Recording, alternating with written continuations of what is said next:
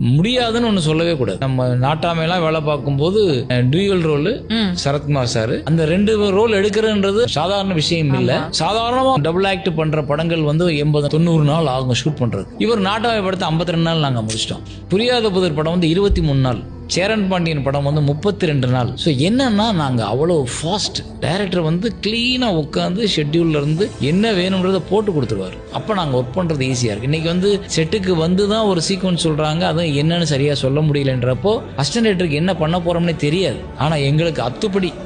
ஏன்னா அவர்கிட்ட scene order போடும் போதே ஒரு சீனோட லெங்த் போடுவார். ஒரு சீக்வன்ஸ் எவ்வளவு நேரம் படத்துல வரணும், இந்த சீன் வந்து 10 நிமிஷம் வரணும், இந்த சீன் வந்து 2 நிமிஷம் போதும், இந்த சீன் 1 நிமிஷம் தான், அவ்வளவுதான், அதுக்குள்ளதான் எடுப்பார். இப்படி பண்ணும்போது என்னன்னா இவ்வளவுதான் சீன் அப்படின்னா அதுக்கேற்ற துரிதமான வேலைகள் இருக்கும், அதுக்கேற்ற பிளானிங் இருக்கும், பொருட்செலவு கம்மியா இருக்கும். அந்த சீனுக்கு எத்தனை ஷாட் போதும்னு தெரிஞ்சிடும்.